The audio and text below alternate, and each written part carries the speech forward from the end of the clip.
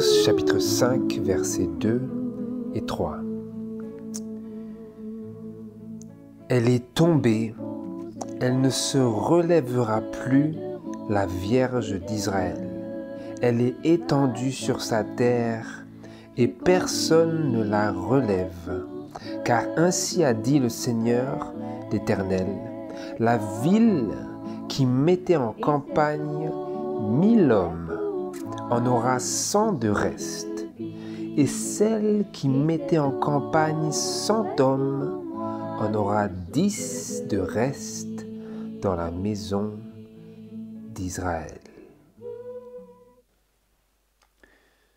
Bonjour à tous frères et sœurs, bonjour, bon sabbat, que le Seigneur vous bénisse. J'aimerais que l'on poursuive la méditation que nous avions commencée ou déjà poursuivie la dernière fois, cette fois-ci sur cette autre voie du ciel. Nous avons eu une espèce d'introduction la dernière fois pour nous mettre, comme on pourrait dire, en bouche sur les ramifications spirituelles de cette autre voie du ciel qui nous est présentée dans Apocalypse, chapitre 18 et verset 4. Nous y allons pour nous remettre en mémoire l'esprit de ce message dans Apocalypse, chapitre 18, qui vient juste à la suite de cet autre ange d'Apocalypse, chapitre 18, qui n'est autre que le quatrième ange, que l'esprit de prophétie décrit comme le grand cri du troisième ange.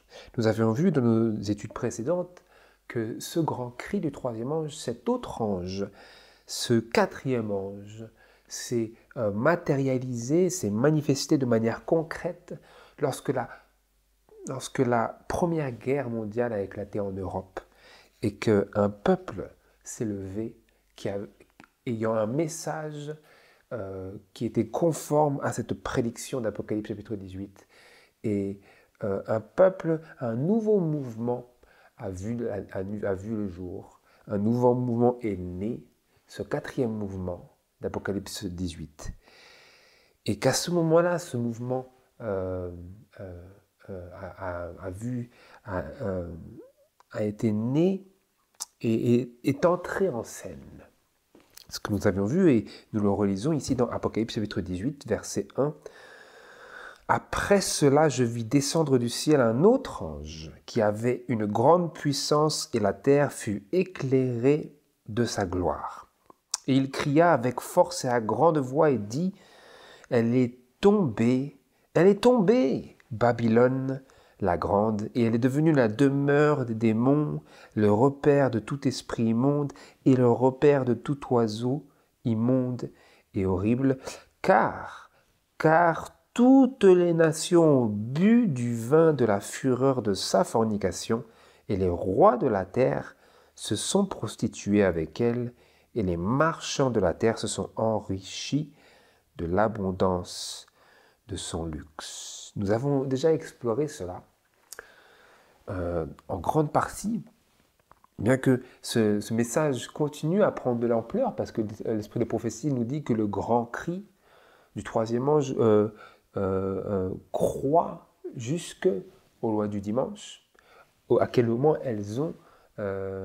ce message trouve son accomplissement le plus total, mais déjà en 1914, c'était là que vraiment ce message, ce mouvement qui était prophétisé a vu le jour, a eu sa naissance physique. Il avait commencé à partir de 1888, où l'essence du message a vu elle-même le jour à travers le message de 1888 de Christ et sa justice, et de la loi comme étant notre conducteur pour que nous fussions justifiés non pas par la loi, mais par la foi de Christ et en Christ. Mais c'est vraiment lorsqu'il y a eu cette séparation et cette naissance du mouvement de réforme des adventistes du 7e jour qu'il y a bel et bien eu cette naissance matérielle, physique du quatrième ange. Et donc ce message avait clairement à voir avec la nécessité d'une autre sortie comme l'esprit de prophétie le disait, comme la sœur White le disait déjà en son temps, elle disait « Nous avions espéré qu'il n'y ait pas besoin d'une autre sortie. » Mais le déroulement des événements au sein du peuple qui garde les commandements de Dieu fut tout autre que ce qu'ils avaient espéré. Nous avons déjà exploré cela, donc je ne reviens pas sur cela, c'est simplement j'en fais mention en passant pour que nous puissions garder le fil non pas de la pensée des hommes, mais le fil prophétique de Dieu, et que nous puissions garder à l'esprit ce que Dieu a dit, et que toujours dans ce que nous disons, nous répétions non pas plutôt ce que nous voulons que Dieu dise, mais ce que Dieu a bel et bien dit, et ce que Dieu voulait bel et bien dire, et nous faire comprendre. Et ensuite, nous passons au verset 4, qui est le verset qui attire tout particulièrement aujourd'hui notre attention. Puis j'entendis une autre voix du ciel qui disait « Sortez du milieu d'elle, mon peuple, de peur que, participant à ses péchés, vous n'ayez aussi part à ses plaies, car ses péchés sont montés jusqu'au ciel, et Dieu s'est souvenu de ses iniquités. » Donc il y a quelque chose d'encore plus sérieux, c'est-à-dire que Dieu dit, voilà, ses péchés, la coupe de son iniquité est arrivée à son plein. Et Dieu va maintenant lui repayer, lui rendre tout ce qu'elle a fait. Mais en ce moment où il va rendre à Babylone tout ce qu'elle a fait, il a un peuple dans Babylone et il dit, il faut absolument que mon peuple sorte. Jusqu'ici, Babylone remplissait la coupe de son iniquité, mais là Dieu dit, voilà, ses péchés sont montés jusqu'au ciel. Elle a commis tant de péchés que maintenant cela vient jusqu'à la lie, cela vient jusqu'au bord, plutôt, au bord de cette coupe. La coupe est remplie. Et c'est quand la coupe est remplie, la coupe d'un peuple, d'une nation, d'une culture est remplie que Dieu déverse ses jugements, qui ne sont autres que la conséquence directe des actions du pécheur. Et donc, à ce moment-là, quand la coupe est remplie, Dieu permet que les conséquences du péché arrivent à leur fin, arrivent à leur aboutissement. C'est le sens du terme, les jugements de Dieu. Et donc à ce moment-là, fatidique, cruel, terminal de Babylone, Dieu a un message tout particulier qui vise tout particulièrement ceux qu'il appelle son peuple. Ces personnes-là, il veut secourir, il veut rentrer une fois pour toutes dans le bercail, sous la tutelle suprême du seul bon berger, qui est Jésus, et Jésus a dit « Je suis le chemin et la vérité et la vie ». Il veut rentrer son peuple sous la tutelle, sous le parapluie, pour ainsi dire, de la pure vérité. Non plus de doctrines qui rendent l'esprit confus, qui sont les doctrines de Babylone, non plus sous la confusion, mais les sortir de la confusion et les amener sous la pleine lumière de l'évangile éternel, qui fut dès le départ de la création, mais qui a été perdu, qui a été oublié, qui a été négligé, qui a été perdu de vue, qui a été abandonné par certains, qui a été mal compris par d'autres, ou qui a été tout simplement, qui n'a jamais été connu par beaucoup. Donc Dieu, en harmonie avec le message du premier ange, qui proclame un évangile éternel et qui continue jusqu'à la fin, jusqu'aux tribunaux. En harmonie avec tout cela, Dieu appelle et veut rassembler son peuple.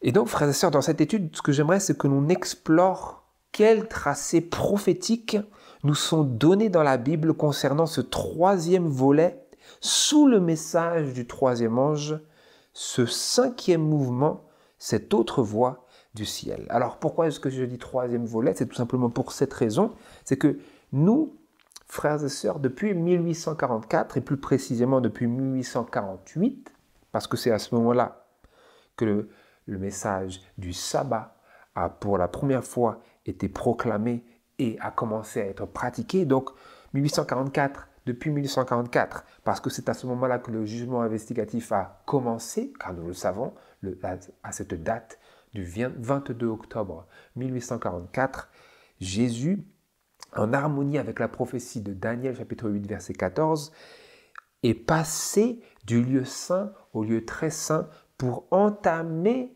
désormais, à partir de ce moment-là, entamer l'œuvre du jugement, entamer ce jour antitypique des expiations. Et donc, depuis cette date-là, depuis 1844, nous sommes sous le message du troisième ange. Jusqu'à la fin, car vous voyez dans Apocalypse chapitre 14 que à partir du verset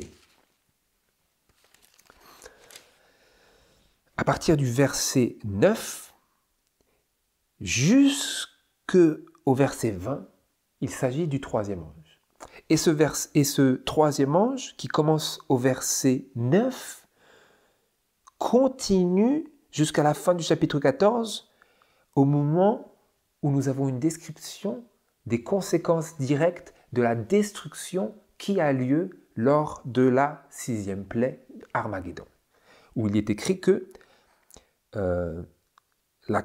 l'ange jeta sa faux sur la terre et vendangea la vigne de la terre et jeta la vendange dans la grande cuve de la colère de Dieu. Donc Dieu est en train de vendanger une vigne, mais ce n'est pas la vigne de Dieu, c'est la vigne de Sodome. Et cette vigne est immangeable et il va donc la vendanger et la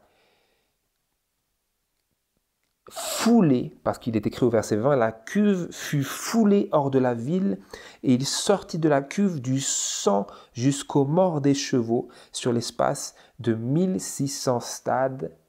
Et si vous regardez exactement à quoi cela correspond, vous regardez que si vous commencez au début de la vallée de Jezreel, au pied de cette montagne de Megiddo, et que vous descendez jusqu'à Jérusalem, vous avez exactement cette superficie-là qui est décrite ici comme l'espace de 1600 stades qui est ici rempli de sang jusqu'aux morts des chevaux.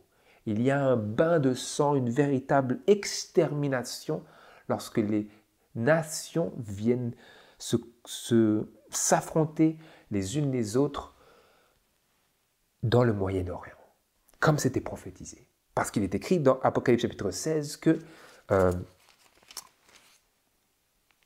dans Apocalypse chapitre 16, au verset 12, le 6e ange versa sa coupe sur le grand fleuve de l'Euphrate, qui représente ni plus ni moins que la puissance de la Turquie, et son eau sécha pour que le chemin des rois de l'Orient fût préparé. Qu'est-ce qu'il y a à l'Orient? La Russie, la Chine, le Pakistan, l'Inde. Lorsque cette puissance de la Turquie est asséchée, alors la voie des rois de l'Orient est préparée. Et que vont-ils faire? Ce qu'ils ont été jusqu'ici empêchés de faire, c'est-à-dire faire la guerre à l'Occident. Et que se passe-t-il lorsque cette guerre est entamée, est commencée et rentre finalement dans le schéma de l'histoire de la Terre? Il s'agit d'Armageddon, où il est écrit au verset 16, « Et on les rassembla dans le lieu qui s'appelle en hébreu Armageddon, entre parenthèses, montagne de la déroute. » Ce qui veut aussi dire, en hébreu, montagne de Megiddo. Megiddo. Et donc, pour en revenir à ce que nous disions, à partir du verset 9 d'Apocalypse chapitre 14 jusqu'au verset 20, il s'agit du troisième ange. Et donc, à partir de 1844 jusqu'à la fin de l'histoire de cette terre, nous sommes sous la proclamation du troisième ange. Mais, comme je l'ai dit juste avant, nous avons, sous le message du troisième ange, 3 volets distincts les uns des autres, à savoir, en commençant par le troisième ange, qui n'est ni plus ni moins, qui a trouvé ni plus ni moins sa matérialisation dans l'Église adventiste du 7e jour. Il s'agissait au départ d'un mouvement. Indéniablement, ce n'était pas une organisation, car les frères ne se sont organisés qu'en 1863. Donc au début, le mouvement avait une existence avant même que l'organisation voie le jour. Vous comprenez, cela vous donne une compréhension de la manière dont Dieu fonctionne à travers son peuple. Donc l'organisation était dans le plan de Dieu, seulement l'organisation ne vit le jour qu'en 1863, et jusqu'à cette date, Dieu avait déjà un peuple. Parce que l'Église de Dieu, ce sont ceux qui aiment Dieu et qui gardent ses commandements. Et pour cela, pour exister, il pouvait exister avant même que l'organisation vit le jour. Et donc à partir de cela, vous avez le troisième ange. Ensuite, nous avons vu que le troisième ange, comme c'est marqué dans Apocalypse chapitre 3, ne répond pas, les dirigeants, le ministère, l'ange de cette église, ne répond pas à l'appel de Jésus, à la repentance. Il est tiède et a choisi de demeurer tiède. Et donc, suite à cela, voit le jour un autre ange, parce qu'il est écrit, je vis descendre du ciel un autre ange. Un autre par rapport à quoi? Un autre par rapport au troisième. Il vit, le révélateur vit descendre un autre ange. Ce qui donc nous amène à la simple conclusion qu'il s'agit du quatrième ange, parce que le précédent c'était le troisième. Vous comprenez, il s'agit d'une simple logique de bon sens. Et donc après le troisième, il y a le quatrième. Donc, vous avez le troisième ange qui est le premier volet dans ce temps de la fin, de la période de l'Odyssée. Et ensuite, vous avez le quatrième ange qui est le deuxième volet. Mais ça ne s'arrête pas là parce qu'ensuite, il s'agit encore d'un autre. Parce qu'au verset 20, vous lisiez, je vis descendre un autre ange. Le mot autre, cela veut dire que c'est contraire de même. Vous comprenez? Il s'agit simplement d'une simple, conclusion de linguistique. Si c'est un autre ange, c'est que ce n'est pas le même ange. Nous sommes d'accord sur ce point. Et ensuite, vous lisez au verset 4, « Puis j'entendis une autre voix du ciel ». Donc ici, il y a 2 distinctions. D'une part, c'est une autre, mais d'autre part, ce n'est pas un ange, c'est une voix. Donc il s'agit d'un autre mouvement, mais qui est différent en ce que ce n'est plus un ange, mais que c'est cette fois-ci une voix. Qu'est-ce que cela signifie? Cela signifie que la ressemblance à la voix de Dieu est telle qu'il ne s'agit plus d'un ange en soi, mais qu'il ne s'agit plus que d'une voix. De la même manière que ça nous rappelle cette voix qui vint à Jésus lorsqu'il sortait du Jourdain après avoir été baptisé par Jean-Baptiste. Et cette voix descendit disant, si je ne m'abuse, « Voici mon fils bien-aimé en qui j'ai mis tout mon bon plaisir », n'est-ce pas?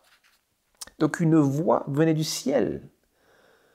Et il n'y avait aucune interférence, c'était directement Dieu. Et bien ici, c'est le même concept, frères et sœurs. Cette voix du ciel, c'est la manière dont Dieu décrit ce nouveau mouvement. Parce que nous savons bien que cet autre ange n'est pas un ange littéral. L'esprit de prophétie nous dit que cet ange représente le peuple qui a ce message à donner au monde. En parlant du premier, du deuxième, du troisième et du quatrième ange, l'esprit de prophétie parle de l'ange comme une représentation et une illustration du peuple qui a ce message à donner au monde. Et de la même manière, lorsque nous arrivons au verset 4, à cette autre voix du ciel, eh bien cette expression, une autre voix du ciel, qui disait, etc., « Sortez du milieu d'elle, mon peuple », cela représente non pas une voix littérale, mais un peuple qui présente le message que Dieu lui a confié d'une telle manière que l'on n'entend plus la voix des hommes, mais comme si c'était directement la voix de Dieu. Donc il s'agit ici d'un peuple qui, lorsque nous les entendons, eh bien nous n'entendons plus l'éloquence des hommes bien éduqués, nous n'entendons plus l'éducation d'hommes qui ont suivi de longs séminaires de théologie, mais nous entendons une voix comme la voix directe de Dieu. Donc c'est un message qui a été épuré à travers l'affliction jusqu'à ce que vous ayez un peuple qui n'est plus en train de faire de tels exploits qu'il puisse recevoir les éloges continuellement et sans cesse les éloges des autres, mais qui n'a plus d'intérêt autre que la gloire de Dieu. Et Dieu décrit cela comme une autre voix du ciel. Vous comprenez? Donc voilà un peu, nous n'avons même pas encore entamé les tracés prophétiques, mais c'est pour que nous puissions saisir de quoi il s'agit ici. J'aimerais que l'on se tourne ici vers Instruction pour un service chrétien, à la page 31. Il va falloir que je le trouve celui-là, parce que je ne l'ai pas ici, mais nous allons le trouver. Instruction pour un service chrétien, à la page 31 et au paragraphe 2. Le message qui revêt une si haute signification pour les habitants de la terre sera entendu et compris. Les hommes connaîtront la vérité. L'œuvre progressera sans cesse jusqu'à ce que toute la terre ait été avertie. Alors viendra la fin. L'œuvre progressera sans cesse. Cette œuvre du troisième ange progressera sans cesse jusqu'à ce que toute la terre ait été avertie. Alors viendra la fin. La raison pour laquelle je nous lis cette initiation, frères et sœurs, c'est pour vous montrer que jusqu'à la fin, ce troisième ange ne connaît pas de halte, ne connaît pas d'interruption. L'esprit de prophétie nous dit que la cause de la vérité progressera sans cesse, sans aucune interruption. Donc, nous ne pouvons pas nous attendre, nous ne sommes pas donnés, on ne nous donne pas, la justification de croire que le message va trouver une halte. J'ai entendu des personnes qui se disent que la pluie de l'arrière-saison ou le grand cri a une halte et ensuite il reprend. Frères et sœurs, cela ne peut pas être justifié, supporté par la parole de Dieu, le témoignage de Jésus. L'esprit de prophétie nous dit que l'œuvre progressera sans cesse jusqu'à toute la terre, jusqu'à ce que toute la terre ait été avertie. Donc il y a une progression ininterrompue du message du troisième ange sous ces trois volets. Nous avons bien compris qu'il s'agit du même message jusqu'à la fin, de 1844 jusqu'à la fin du temps de grâce. Il s'agit du même message d'Apocalypse chapitre 14, verset 9 à 20, verset 9 à 13 si vous voulez, verset 9 à 12. Mais il y a trois volets, trois mouvements, d'où cette expression 5 messagers célestes qui nous est donnée par le frère Uriah Smith dans son ouvrage qui est bien connu comme Daniel and the Revelation, ou aussi connu comme Thoughts on Daniel and the Revelation, qui a été de nombreuses fois supporté par la sœur White, de nombreuses fois maintenu et par de nombreuses fois, à de nombreuses reprises, l'esprit de prophétie a encouragé les étudiants de la Bible à prendre ce livre de Daniel and the Revelation, ou littéralement Daniel et l'Apocalypse, écrit par Uriah Smith, et à étudier ce qui est écrit dans ce livre. Malheureusement, ce livre n'est pas disponible en français, enfin, du moins, pas dans sa version complète. Mais ce livre contient de profondes vérités et parmi lesquelles se trouve cette déclaration où Uriah Smith nous présente la juste compréhension de cette autre voix du ciel. Il nous dit précisément ce que je suis en train ici de vous dire.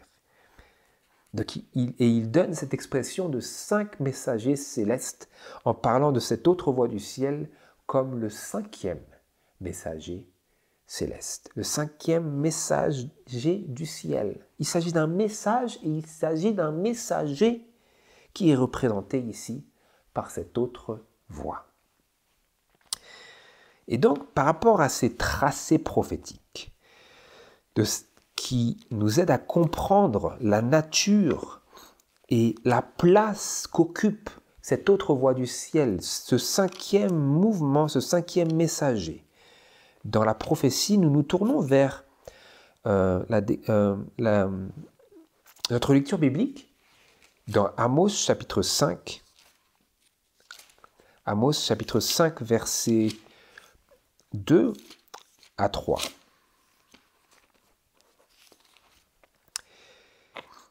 Amos chapitre 5, versets 2 à 3, où il est écrit « Elle est tombée, elle ne se relèvera plus, la Vierge d'Israël. Elle est étendue sur sa terre et personne ne la relève. Car ainsi a dit le Seigneur l'Éternel.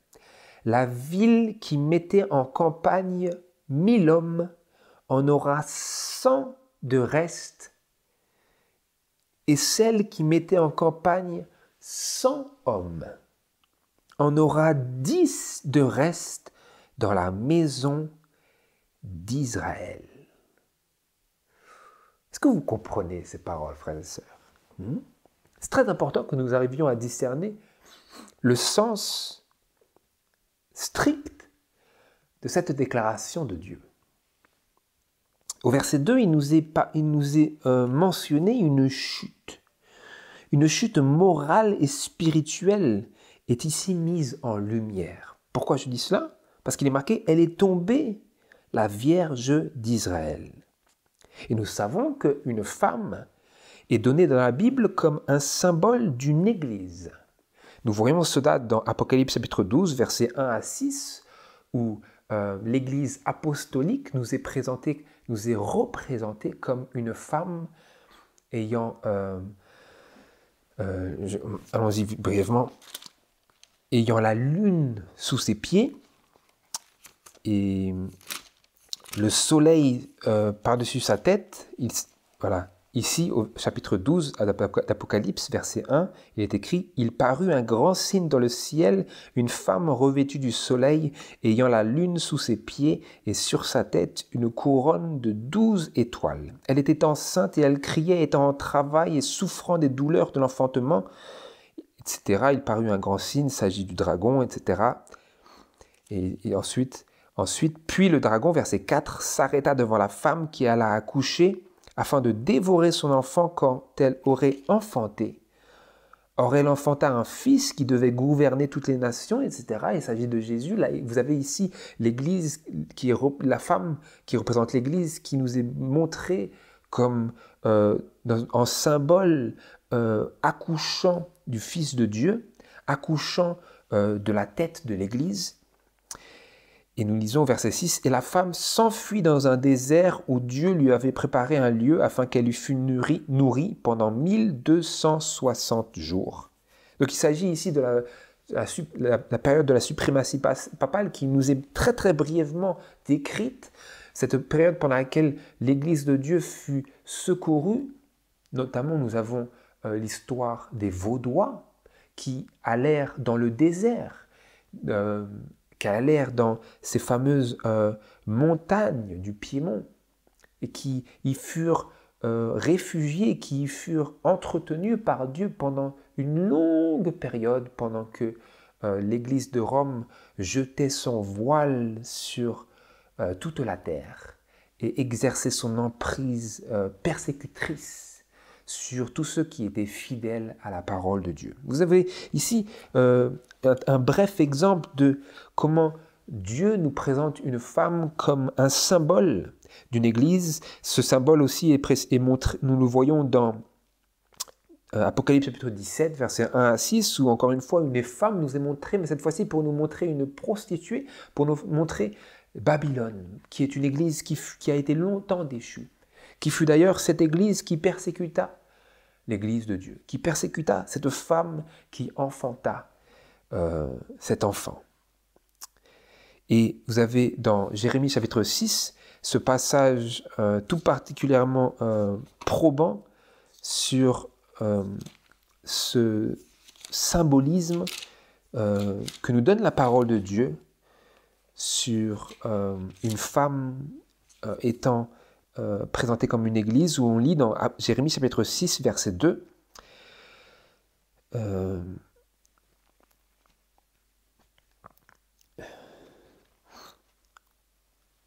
où il est écrit « J'ai comparé la fille de Sion à une femme belle et délicate. » Donc, ce n'est pas écrit dans la Bible Osterwald, mais dans la Bible King James, il est écrit « J'ai comparé la fille de Sion à une femme belle et délicate. » Voilà, c'est comment la Bible King James nous présente ce verset. Vous avez aussi dans Cantique des Cantiques, chapitre 6 à 8, versets 8 à 10, et dans tout le livre du Cantique des Cantiques, où la femme est présentée comme un symbole de l'Église, et cet homme qui est merveilleux est un symbole de Christ, qui est l'époux, et l'Église l'épouse.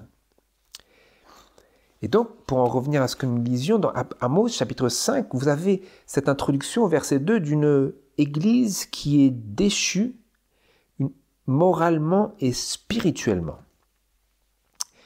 Mais dans le tracé prophétique, nous ne voyons pas seulement une chute. Nous ne voyons pas seulement une chute, mais nous en voyons deux. Suivez-le avec moi. Et retenons les leçons que nous pouvons retenir de ce verset 3. Amos chapitre 5 et verset 3. Voilà comment cela commence. La ville qui est partie en guerre avec 1000 hommes, elle ne revient qu'avec 100. La ville qui mettait en campagne 1000 hommes en aura 100 de reste. Vous commencez par 1000, ensuite vous descendez à 100. Vous avez une première chute, une première défaite pour ainsi dire. Mais si vous prenez en compte le verset 2, vous voyez qu'il s'agit bien de la description d'une chute, de la description d'une diminution numérale. Qu'est-ce que cela veut dire si Dieu nous présente ce symbole d'une ville qui est allée en guerre, mais qui est revenue avec beaucoup moins de personnes?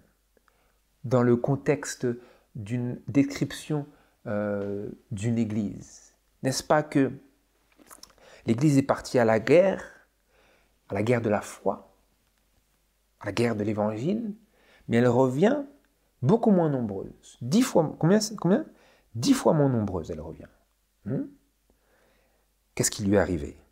Il y a eu une défaite, beaucoup sont tombés, beaucoup sont sortis, n'est-ce pas? Il y a eu un criblage. Vous comprenez? Voilà le genre de symbolisme que Dieu donne. Et donc il y a cette première chute. Ils sont allés à 1000, mais ils sont revenus, il n'y en avait que 100. Donc il y a eu un carnage.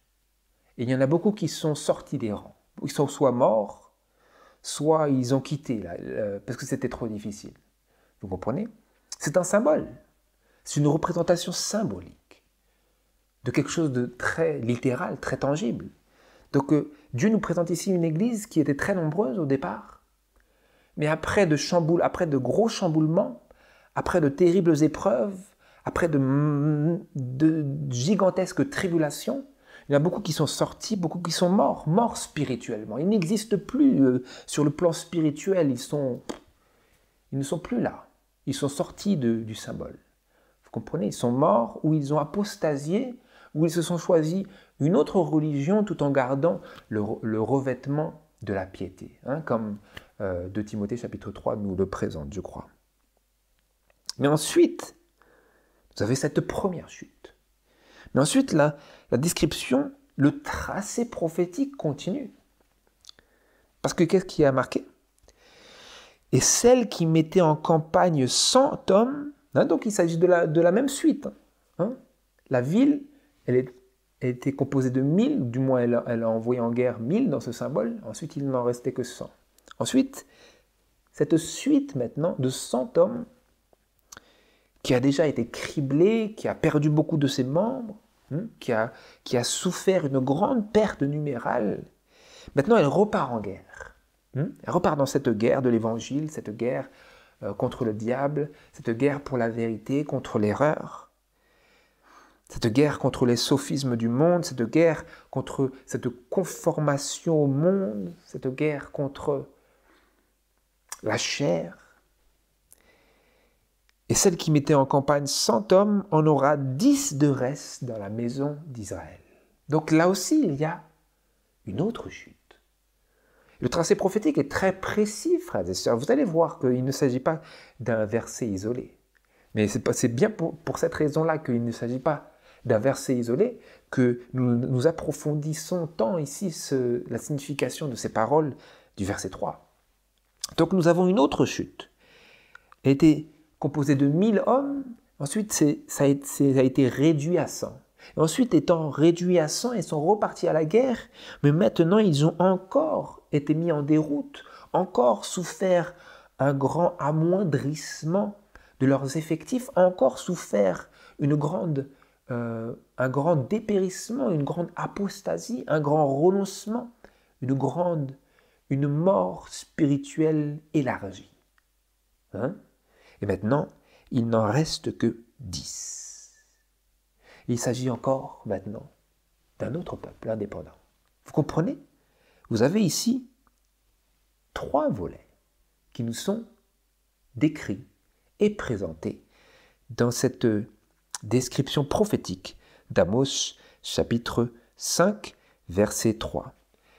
3 volets parce que nous commençons à 1000, ensuite nous passons à 100 et ensuite nous passons à 10. Donc, vous avez 2 chutes et donc 3 volets. 3 volets sous le message du 3e ange.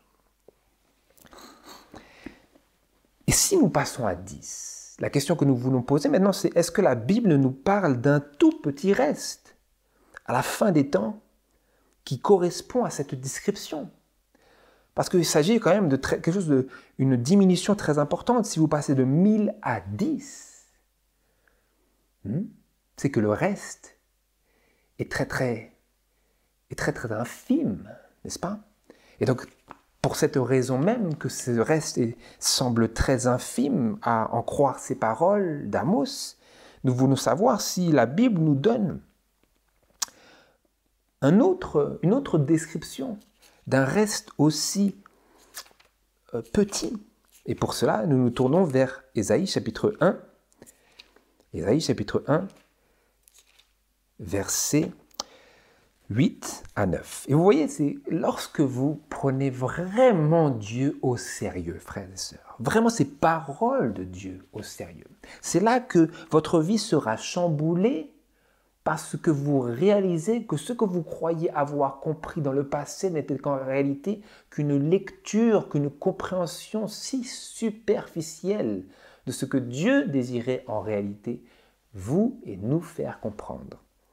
À savoir, nous disons, oui, c'est un tout petit reste, mais quand nous pensons à la signification de ces paroles qui sont censées avoir un impact fort sur notre esprit, mais que nous avons modelé pour faire rentrer dans le schéma de notre pensée, et que nous réfléchissions à des millions ou à des dizaines de milliers lorsque nous essayions par le passé de faire rentrer ces descriptions dans nos cogitations personnelles, mais maintenant, quand vous arrivez à une lecture précise et éclairée, et nourrie d'un entendement divin, vous réalisez, frères et sœurs, ce que je croyais, c'était à des années-lumière de ce que Dieu était réellement en train de dire.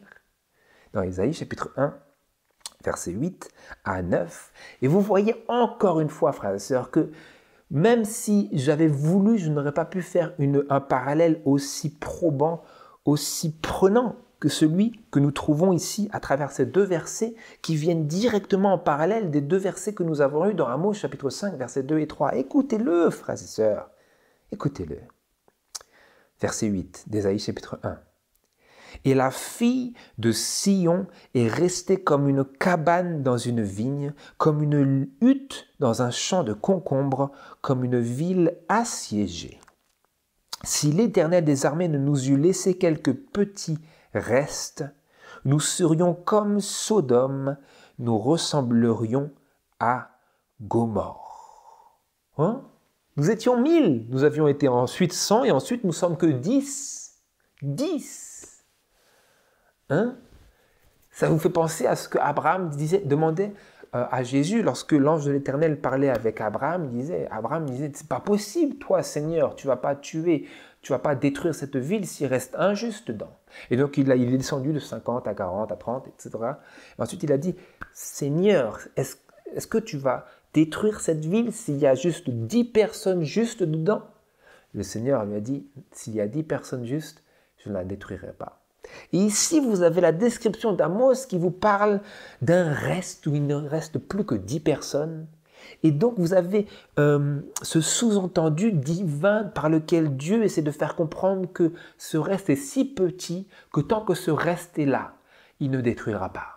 Et c'est la raison pour laquelle il dit, voilà, la coupe de l'iniquité de ce monde, de cette gigantesque Babylone est en train de monter jusqu'aux cieux. Je me rappelle de toutes leurs iniquités. Mais maintenant, il y a ces 10 personnes, ce tout petit reste, il faut que je le ramène. Vous comprenez la logique? Et au verset 8, il nous parle encore de cette fille. Maintenant, ce n'est plus celle qui est déchue, maintenant, c'est celle qui est tombée moralement et spirituelle, c'est celle qui reste.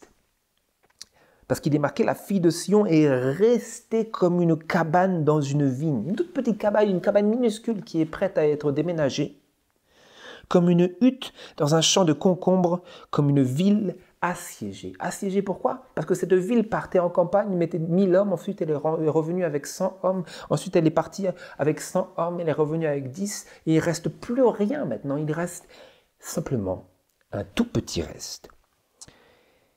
De telle manière qu'il est écrit, si l'Éternel des armées ne nous eût laissé quelques petits restes, nous serions comme Sodome et Gomorrhe, etc. Et nous ressemblerions à Gomorrhe.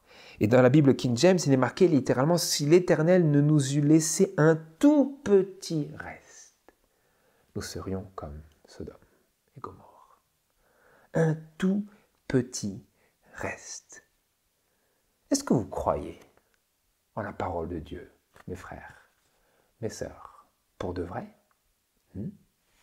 Lorsque vous réalisez la signification des paroles de l'inspiration à la lumière des événements de l'histoire, tels que nous les avons explorés à de nombreuses reprises et sous de différents angles, alors vous réalisez, la parole de Dieu, elle est pure, éprouvée 7 fois par le feu. Qu'est-ce que cela veut dire? Quand vous venez à la parole de Dieu, vous ne pouvez rien ajouter, vous n'avez rien à ajouter et tous vos ajouts sont comme de la paille. Ils vont être brûlés parce que la parole de Dieu est un feu, elle est épurée, il n'y a rien à purifier, c'est Dieu qui l'a présentée, c'est Dieu qui l'a produite, c'est Dieu qui la donne, c'est Dieu qui la pourvoit pour nos âmes enchaînées.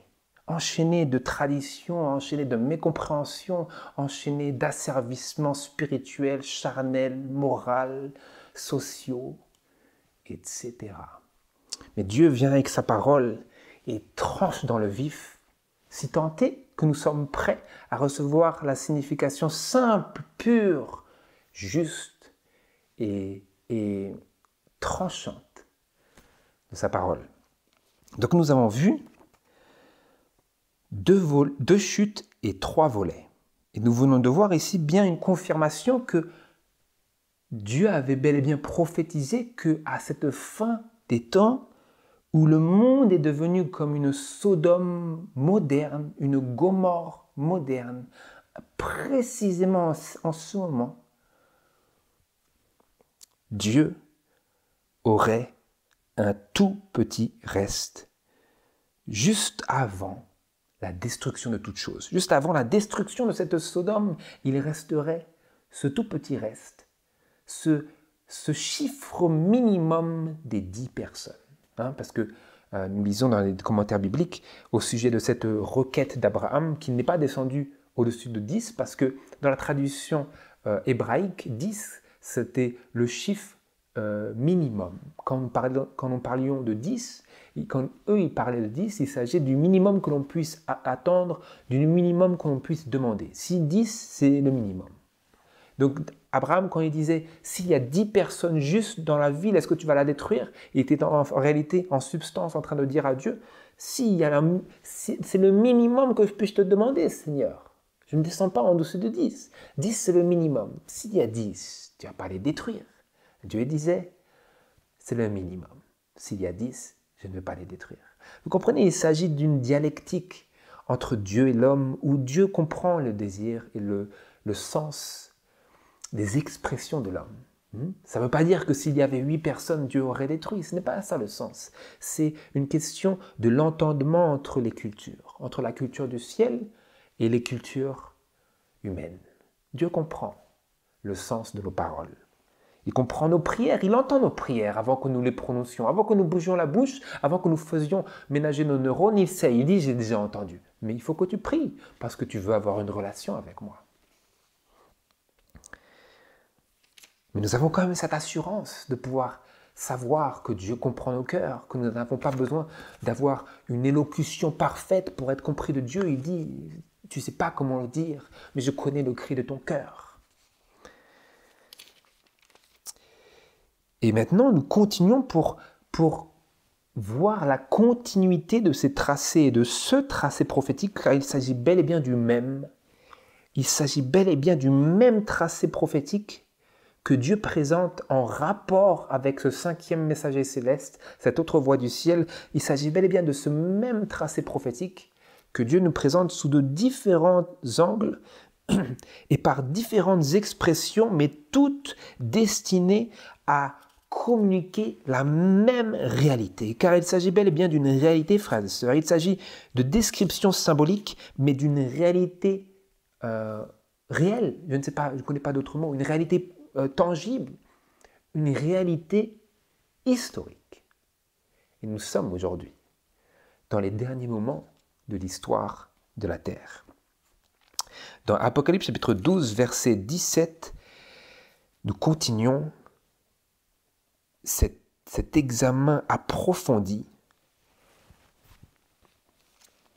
du tracé, des tracés prophétiques de cette autre voie du ciel.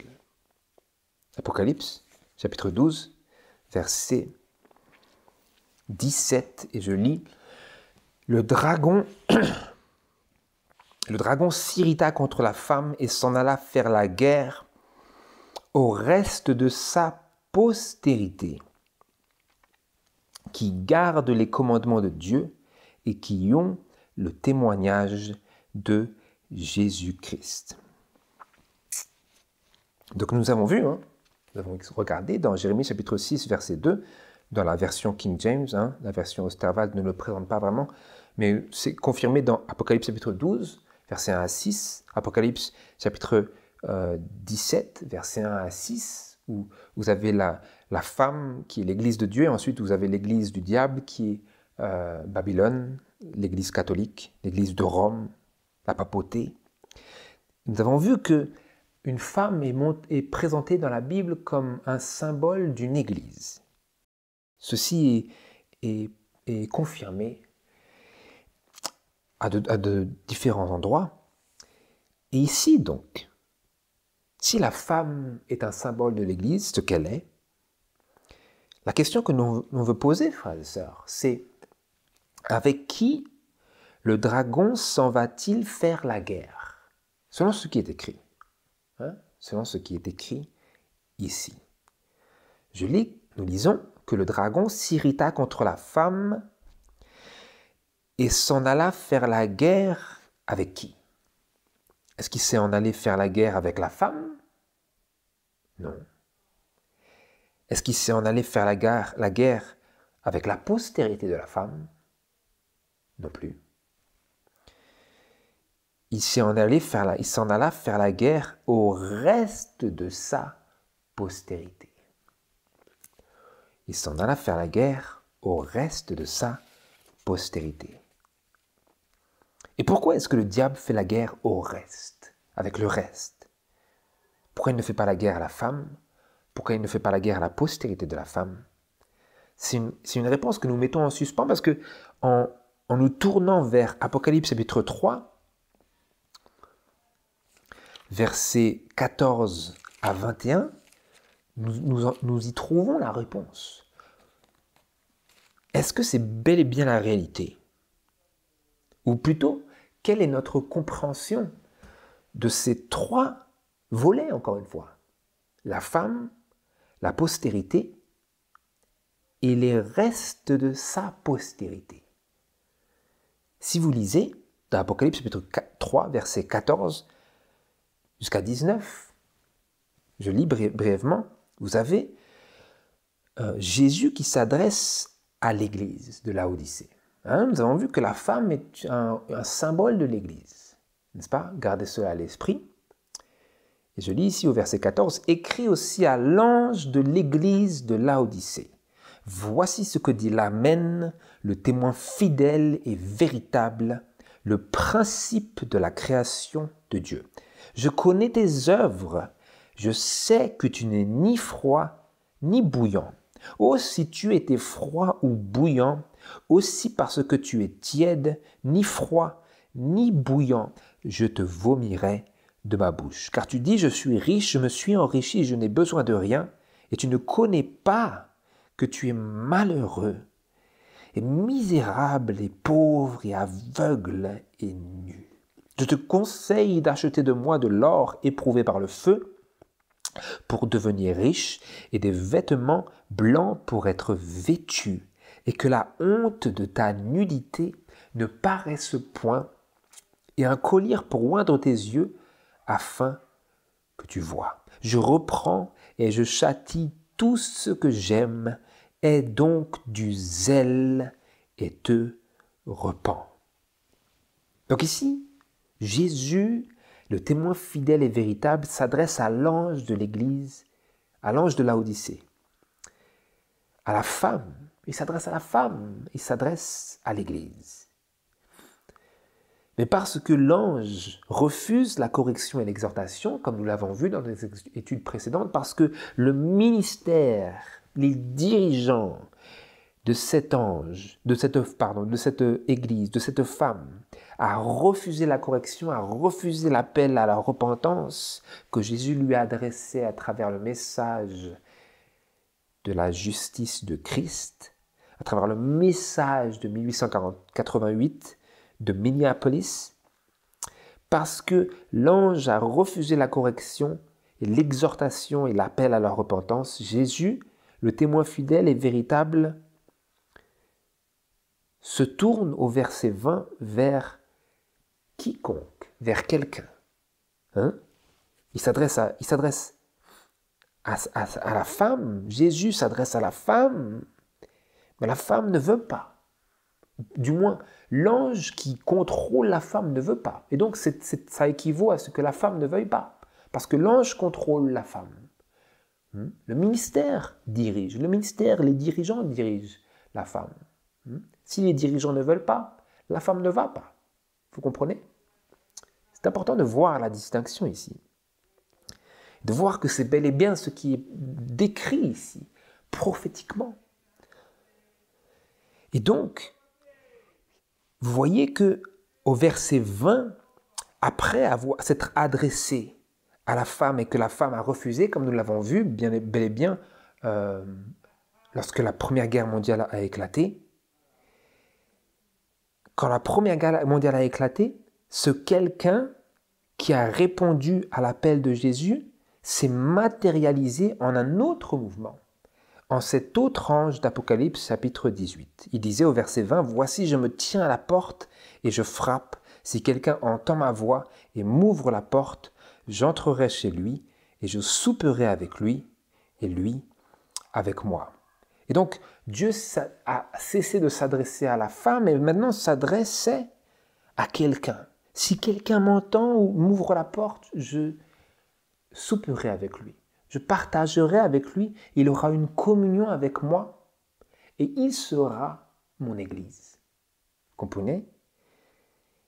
Et donc, lorsque la Première Guerre mondiale a donné naissance, pour ainsi dire, à ce quelqu'un, à ce nouveau mouvement, la postérité de la femme était née.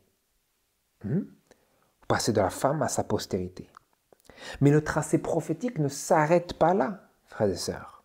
Parce qu'au verset 21, Jésus stipule que l'héritage de la vie éternelle, s'asseoir avec Christ sur son trône et régner avec lui pendant l'éternité, cet héritage est réservé seul aux vainqueurs. Verset 21, vous le lisez avec moi.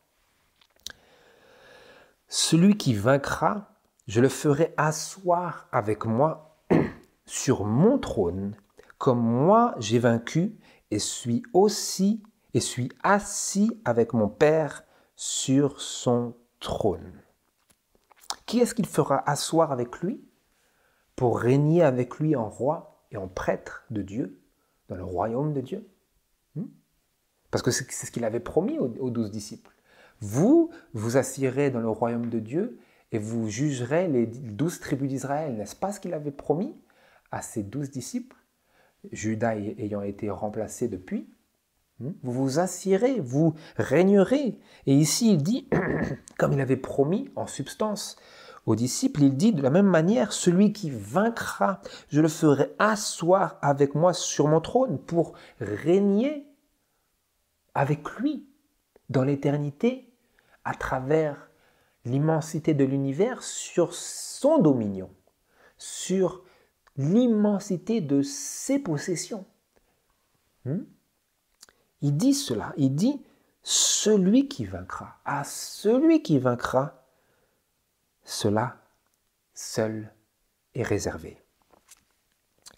Et donc ce n'est pas à la femme, ni même à sa postérité, mais au reste de sa postérité que sont confiées les promesses, que sont promises l'accomplissement des promesses, qui est promis l'accomplissement des promesses. Donc non pas la femme, ni même sa postérité, qui vit le jour en 1914, de manière matérielle et physique, mais au reste de sa postérité que Dieu réserve la couronne du vainqueur. Parce que ce sont eux qui obtiendront la victoire. Donc, je reviens en résumé sur ce que nous avons vu aujourd'hui, frères et sœurs.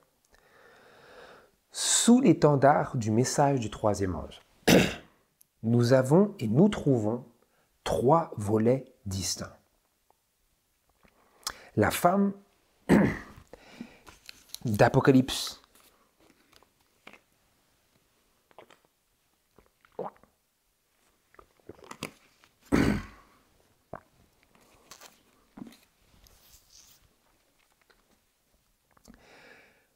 La femme d'Apocalypse chapitre 14, versets 9 à 12, ce n'est autre que l'Église adventiste du 7e jour, indéniablement.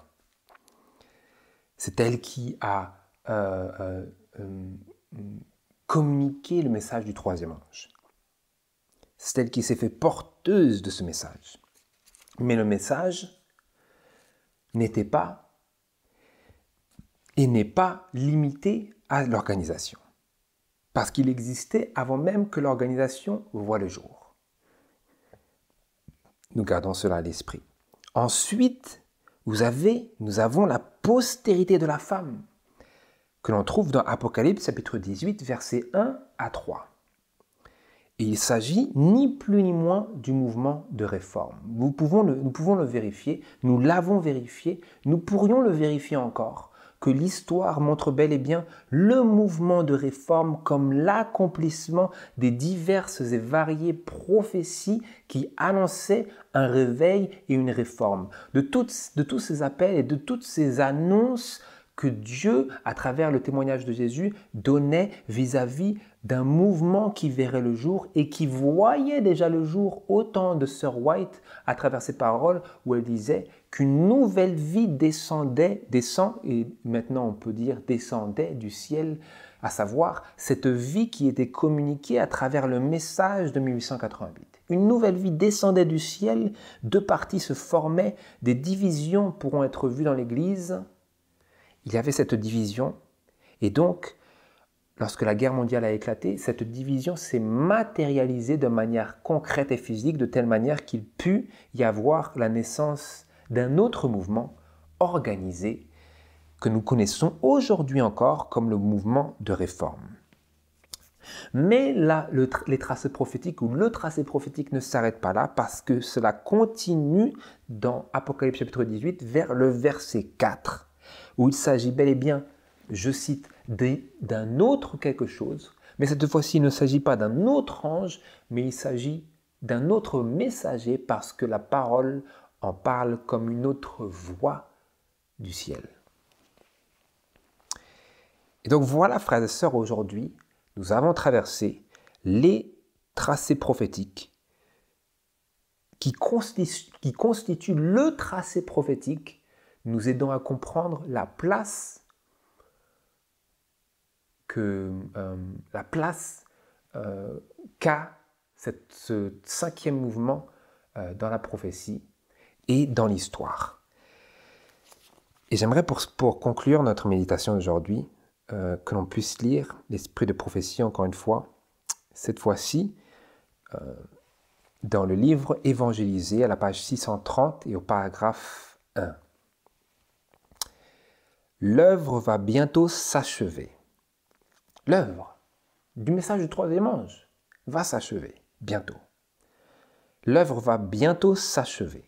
Les membres de l'Église militante qui se sont montrés fidèles deviendront l'Église triomphante.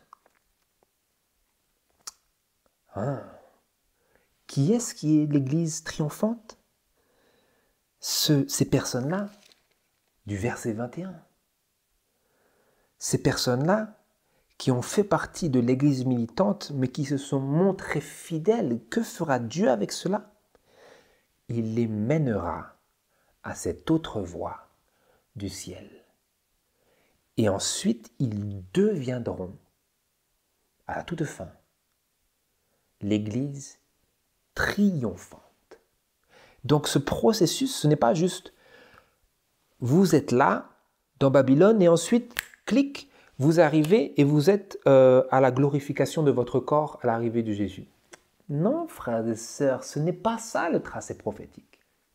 Le tracé prophétique, c'est que Dieu appelle son peuple à travers une voie qui est la sienne. Et donc cette voie de Jésus, elle est progressive. Et cette voie de Jésus nous appelle dans un cheminement de sanctification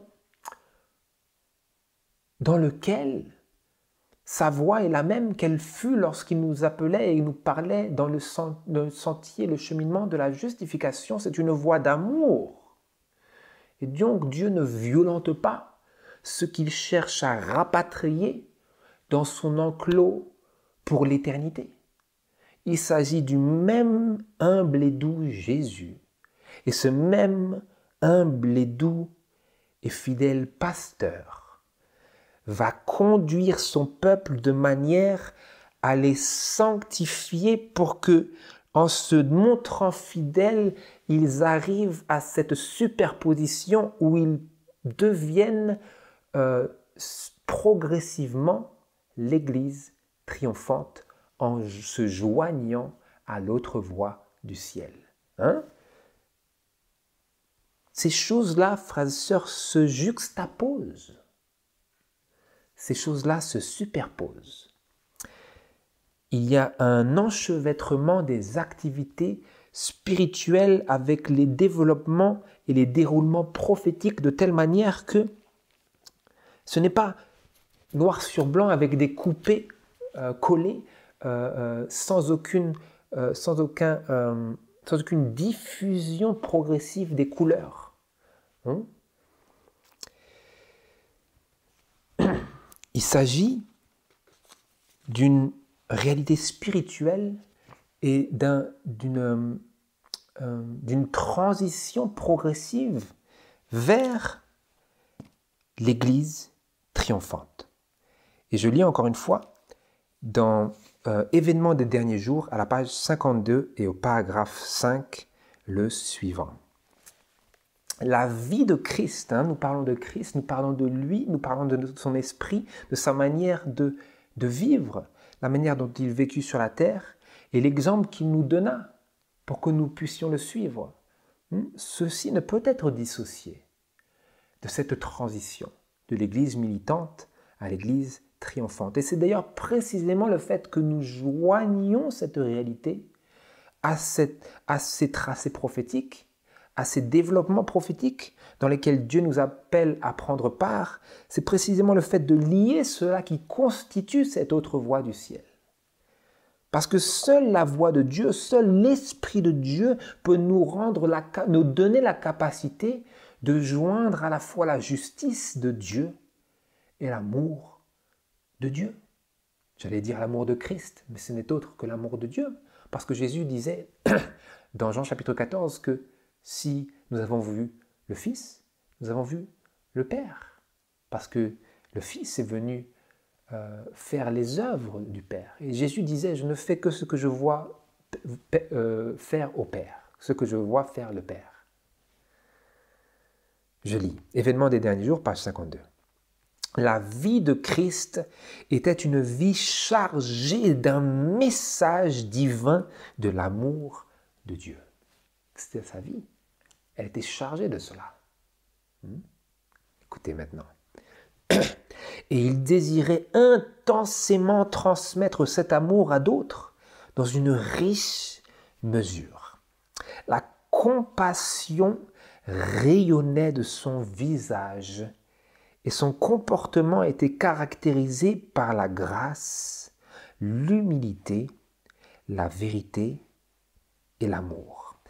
Tout membre de son Église militante doit manifester ces mêmes qualités s'il veut rejoindre l'Église triomphante. Vous comprenez, frères et sœurs? Voilà ce que ça veut dire. Pour se joindre à cette autre voie du ciel, qui n'est autre que ce troisième volet sous le message du troisième ange, qui n'est autre que celui qui sera vainqueur, à qui Jésus a promis toutes les promesses de Dieu sous l'alliance de l'évangile éternel, sous cette alliance éternelle faite avec Abraham, cette alliance qu'il fait avec tous les fidèles, tous ceux qui ont la foi de Jésus et qui gardent les commandements de Dieu, toutes ces promesses-là, tous ces accomplissements-là sont réservés à celui qui vaincra. Et si nous voulons faire partie de cette Église triomphante, eh bien nous ne pouvons en faire partie de la manière dont nous avons peut-être fait partie des églises précédentes. Parce qu'ici, il s'agit non pas simplement de joindre une organisation, mais de joindre le triomphe. Vous ne pouvez pas joindre le triomphe si vous n'êtes pas vous-même en train d'obtenir la victoire. Vous comprenez, frères et sœurs? Ici, il s'agit d'un message qui est indissociable de la présence de Dieu. Indissociable. Parce que pour être participant de l'énergie qui anime ce cinquième mouvement, eh bien, il faut être participant de la nature divine, quand c'est marqué dans 1 Pierre, chapitre 1 ou 2, je ne sais pas, où nous sommes appelés, à travers les grandes et glorieuses promesses de Dieu, de devenir participants de la nature divine, ayant échappé aux corruptions qui demeurent dans le monde à travers la convoitise. Quelque chose comme ça. Eh bien, eh bien, pour rejoindre l'Église triomphante, cette fois-ci, on ne peut pas faire comme avant. Cette fois-ci, il faut entrer à travers la porte étroite. Si nous avons réussi à nous joindre dans nos expériences précédentes aux églises que la prophétie nous montre comme déchues et impossibles de relever, si nous avons joint dans ces expériences précédentes ces corps, ces organisations, d'une manière où nous n'avons pas réellement pris part à la croix, cette fois-ci, nous ne pouvons pas faire ainsi. Parce qu'il s'agit ici du mouvement qui nous mène vers le retour de Jésus, qui nous mène vers le retour de Jésus en hommes et femmes victorieux. Parce que vous pouvez aller au retour de Jésus et être pécheur et perdu. Mais nous voulons arriver au retour de Jésus comme prêts, préparés, sanctifiés et prêts à recevoir et à être finalement glorifiés en la présence de Christ, quoique ce ne sera pas sans angoisse. Mais quoi que vous ayez des angoisses, comme c'est marqué dans la tragédie des siècles, si vous avez confessé tous vos péchés, que tous vos péchés sont allés avant vous dans le jugement, alors, certes, vos visages deviennent pâles à la vue de ce nuage du signe du Fils de l'homme, mais ils ne deviennent pas noirs comme ceux qui n'ont aucune espérance de vivre avec Christ en éternité, qui sont chargés du fardeau de la culpabilité de tous leurs péchés qui se sont amoncelés avec ceux de Babylone jusqu'aux cieux et que maintenant Dieu vient rabougrir les cieux vers lesquels se sont amoncelés leurs péchés et tous leurs péchés viennent s'apesantir sur leurs épaules humaines qui ne peuvent supporter le poids de ce feu consumant qu'est Jésus-Christ. Mais nous voulons arriver à ce jour prêt. Et pour cela, il faut se joindre à la voix. Et en se joignant à la voix, vous ne pourrez échapper à la voix. Parce que c'est la voix de Dieu. Et donc Dieu sera sans cesse en train de vous parler. Il ne vous parlera pas simplement pour vous tapoter dans le dos comme on le fait aux chiens. Parce que les enfants de Dieu ne sont pas des chiens, mais ce sont des hommes. Et Dieu s'adresse aux hommes qui ont été rachetés par le sang de Christ, non pas comme à des chiens, mais comme à des fils et des filles du Dieu éternel, du Très-Haut, et ainsi comme à des personnes dans lesquelles il a investi une somme incomparable, sans limite. Et s'adressant ainsi à ces personnes-là, il s'adresse en nous révélant nos fautes. Il s'adresse à nous en nous exhortant à la perfection, en nous exhortant à l'amélioration, en nous exhortant à faire mieux chaque jour. Et donc il n'y a rien qui sera laissé dans l'ombre et l'obscurité. Tout sera mis en lumière. Ainsi donc, frères et sœurs, s'il y a des choses que vous ne voulez pas être révélées devant l'œil scrutateur de Dieu, vous ne pouvez pas vous joindre à cette autre voie. Mais si nous sommes prêts à tout lâcher, à ne faire plus aucune réserve, alors nous allons nous joindre à cette voie, non pas comme nous le faisions avant aux organisations précédentes, nous allons nous joindre à cette voie, non pas comme à des hommes, non pas comme pour servir des hommes, mais comme à Dieu, pour servir Dieu et pour se préparer et pour préparer un peuple pour le retour du Seigneur. Et en se joignant à cette voie, nous serons alors précisément ce que nous avions toujours voulu être, à savoir des témoins de la gloire et de la grâce et de l'amour de Dieu envers ceux que nous avions toujours voulu atteindre, à savoir ceux qui sont son peuple dans Babylone. Vous comprenez? Donc voilà, frères et sœurs. Nous avons aujourd'hui exploré brièvement les tracés prophétiques qui justifient, expliquent et nous donnent à comprendre pourquoi il y avait la nécessité d'un 5e mouvement, d'un 3e volet sous le message du 3e ange. Par la grâce de Dieu, nous poursuivrons cette étude dans le proche futur pour comprendre pourquoi ce 4e ange a été laissé en arrière, qu'est-ce qui justifie dans l'histoire ce tracé prophétique que Dieu avait donné déjà à l'avance, par lequel il voyait déjà, car Dieu connaît déjà la fin dès le commencement, par lequel Dieu voyait déjà ce qui allait se passer au sein de la matérialisation de ce quatrième ange, de ce quatrième mouvement, de ce mouvement de réforme. C'est ma prière, frères et sœurs, que nous puissions être abondamment enrichis et nourris comme nous l'avons été aujourd'hui, et que nous puissions garder cette nourriture au-dedans de nous, et que le Saint-Esprit applique ces leçons très profondément dans notre être et notre conscience pour que nous puissions en tirer un bénéfice et pratiquer. Mettre en pratique les choses que nous avons entendues, les choses que nous avons apprises et faire quelque chose de ce que nous avons reçu. C'est ma prière, que le Seigneur nous accompagne en cela, que le Seigneur vous guide et nous assiste au nom de Jésus. Amen.